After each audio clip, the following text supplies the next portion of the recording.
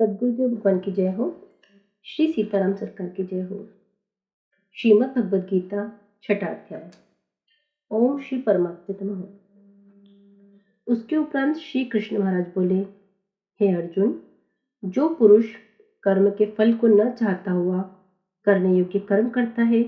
वह सन्यासी और योगी है, और केवल अग्नि को त्यागने वाला सन्यासी योगी नहीं है, तथा केवल क्रियाओं को त्यागने वाला भी सन्यासी योगी नहीं है। इसलिए हे अर्जुन, जिसको सन्यास ऐसा कहते हैं उसी को तो योग जान, क्योंकि संकल्पों को त्यागने वाला कोई भी पुरुष योगी नहीं होता। समत्व बुद्धि रूप योग में आरूढ़ होने की इच्छा वाले मननशील पुरुष के लिए योग की प्राप्ति में निष्काम भाव से कर्म करना ही हेतु कहा है, और योगारूढ़ हो जाने पर उस योगारूढ़ पुरुष के लिए सर्व संकल्पों का अभाव ही कल्याण में हेतु कहा है। जिस काल में न तो इंद्रियों के भोगों में आसक्त होता है तथा न कर्मों में ही आसक्त होता है, उस काल में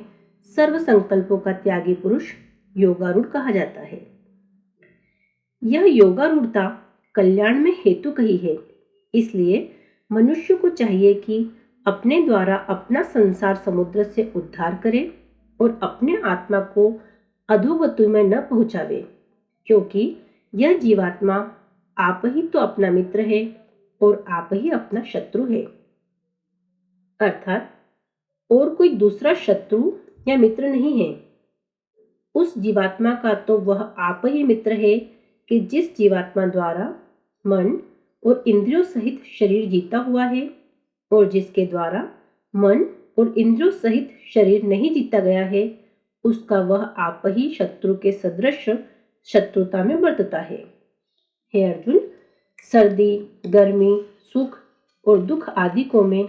मान और अपमान में जिसके अंतःकरण की वृत्तियां अच्छी प्रकार शांत है, अर्थात विकार रहित है,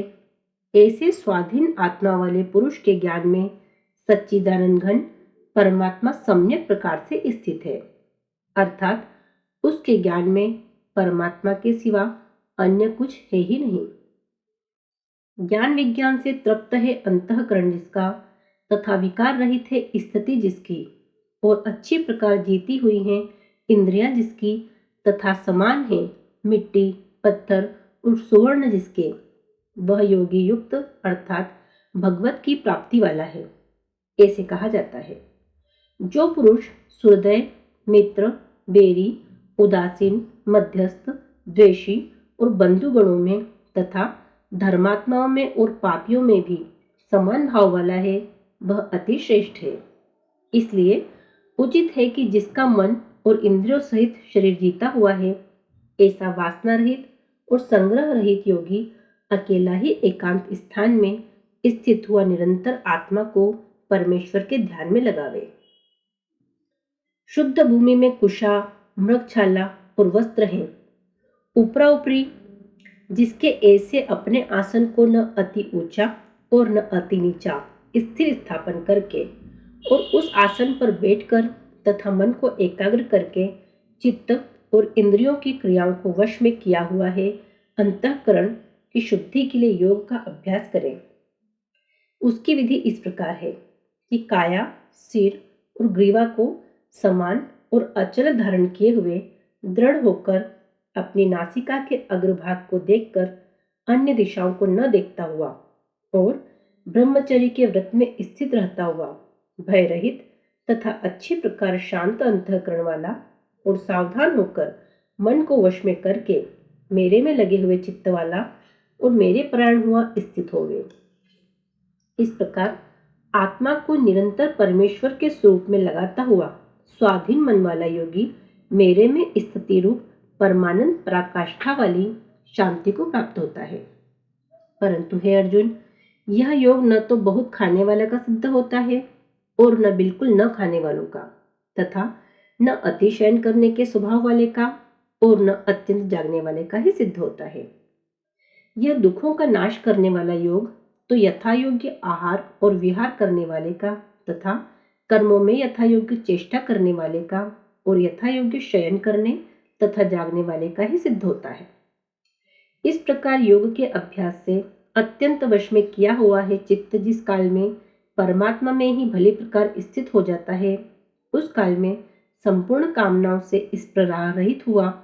पुरुष योग युक्त ऐसा कहा जाता है। जिस प्रकार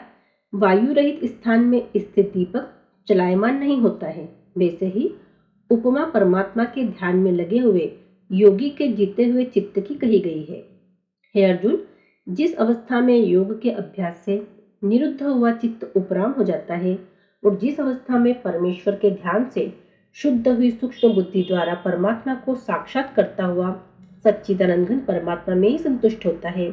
तथा इंद्रियों से अतीत केवल शुद्ध हुई सूक्ष्म बुद्धि द्वारा ग्रहण करने योग्य जो अनंत आनंद है, उसको जिस अवस्था में अनुभव करता है और जिस अवस्था में स्थित हुआ यह योगी भगवत स्वरूप से नहीं चलायमान होता है और परमेश्वर की प्राप्ति रूप जिस लाभ को प्राप्त होकर उससे अधिक दूसरा कुछ भी लाभ नहीं मानता है और भगवत प्राप्ति रूप जिस अवस्था में स्थित हुआ योगी बड़े भारी दुख से भी चलायमान नहीं होता है। जो दुख रूप संसार के संयोग से रहित है तथा जिसका नाम योग है, उसको जानना चाहिए। वह योग न तो उकताए हुए चित्त से अर्थात तत्पर हुए चित्त से निश्चय पूर्वक करना कर्तव्य है। इसलिए मनुष्य को चाहिए कि संकल्प से उत्पन्न होने वाली संपूर्ण कामनाओं को निशेषता से अर्थात वासना और आसक्ति रहित त्याग कर और मन के द्वारा इंद्रियों के समुदाय को सब ओर से अच्छी प्रकार वश में करके क्रम क्रम से अभ्यास करता हुआ उपरामता को प्राप्त होवे तथा धैर्य युक्त बुद्धि द्वारा मन को परमात्मा में स्थित करके परमात्मा के सिवा और कुछ भी चिंतन न करे। परंतु जिसका मन वश में नहीं हुआ है, उसको चाहिए कि यह स्थिर न रहने वाला और चंचल मन जिस जिस कारण से सांसारिक पदार्थों में विचरता है, उससे रोककर बारंबार परमात्मा में ही निरोध करे। क्योंकि जिसका मन अच्छी प्रकार शांत है और जो पाप से रहित है और जिसका रजोगुण शांत हो गया है, ऐसे इस सच्चिदानंद घन ब्रह्म के साथ एक ही भाव हुए योगी को अति उत्तम आनंद प्राप्त होता है। वह पाप रहित योगी इस प्रकार निरंतर आत्मा को परमात्मा में लगाता हुआ सुखपूर्वक पर ब्रह्म परमात्मा की प्राप्ति रूप अनंत आनंद को अनुभव करता है। हे अर्जुन, सर्वव्यापी अनंत चेतन में एक ही भाव से स्थिति रूप योग से युक्त हुए आत्मा वाला तथा सम्य संभाव से देखने वाला योगी आत्मा को संपूर्ण भूतों में बर्फ में जल के सदृश व्यापक देखता है और संपूर्ण भूतों को आत्मा में देखता है। अर्थात जैसे स्वप्न से जगा हुआ पुरुष स्वप्न के संसार को अपने अंतर्गत संकल्प के आधार देखता है, वैसे ही वह पुरुष संपूर्ण भूतों को अपने सर्वव्यापी अनंत चेतन आत्मा के अंतर्गत संकल्प के आधार देखता है। जो पुरुष संपूर्ण भूतों में सबके आत्मरूप मुझ वासुदेव को ही व्यापक देखता है और संपूर्ण भूतों को मुझ वासुदेव के अंतर्गत देखता है, उसके लिए मैं अदृश्य नहीं होता हूँ और वह मेरे लिए अदृश्य नहीं होता है, क्योंकि वह मेरे में एक ही भाव से स्थित है। इस प्रकार जो पुरुष एक ही भाव में स्थित हुआ संपूर्ण भूतों में आत्मरूप से स्थित मुझ सच्चिदानंद घन वासुदेव को भजता है, वह योगी सब प्रकार से बरतता हुआ भी मेरे में ही बरतता है, क्योंकि उसके अनुभव में मेरे सिवा अन्य कुछ है ही नहीं। हे अर्जुन, जो योगी अपनी सादृश्यता से संपूर्ण भूतों में सम देखता है और सुख अथवा दुख को भी सम में सम देखता है, वह योगी परम श्रेष्ठ माना गया है। इस प्रकार भगवान के वाक्यों को सुनकर अर्जुन बोले, हे मधुसूदन, जो यह ध्यान योग आपने समत्व भाव से कहा है, इसकी मैं मन के चंचल होने से बहुत काल तक ठहरने वाली स्थिति को नहीं देखता हूँ, क्योंकि हे कृष्ण, यह मन बड़ा चंचल और प्रमथन स्वभाव वाला है तथा बड़ा दृढ़ और बलवान है। इसलिए इसका वश में करना मैं वायु की भांति अति दुष्कर मानता हूँ।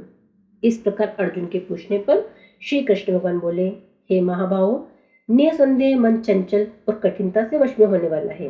परंतु हे कुंती पुत्र अर्जुन, अभ्यास अर्थात स्थिति के लिए बारंबार प्रयत्न करने से और वैराग्य से वश में होता है। इसलिए इसको अवश्य वश में करना चाहिए, क्योंकि मन को वश में न करने वाला पुरुष द्वारा योग दुष्प्राप्य है, अर्थात प्राप्त होना कठिन है, और स्वाधीन मन वाले प्रयत्नशील पुरुष द्वारा साधन करने से प्राप्त होना सहज है, यह मेरा मत है। इस पर अर्जुन बोले, हे कृष्ण, योग से चलायमान हो गया है मन जिसका, ऐसा शिथिल यत्न वाला श्रद्धा युक्त पुरुष योग की सिद्धि को अर्थात भगवत साक्षात्कार को न प्राप्त होकर किस गति को प्राप्त होता है? हे महाबाहो, क्या वह भगवत प्राप्ति के मार्ग में मोहित हुआ आश्रय रहित पुरुष छिन्न भिन्न बादल की भांति दोनों ओर से अर्थात भगवत प्राप्ति और सांसारिक भोगों से भ्रष्ट हुआ नष्ट तो नहीं हो जाता है? हे कृष्ण, मेरे इस संशय को संपूर्णता से छेदन करने के लिए आप ही योग्य हैं, क्योंकि आपके सिवा दूसरा इस संशय का छेदन करने वाला मिलना संभव नहीं है। इस प्रकार अर्जुन के पूछने पर श्री कृष्ण भगवान बोले, हे पार्थ, उस पुरुष का न तो इस लोक में और न परलोक में ही नाश होता है, क्योंकि हे प्यारे,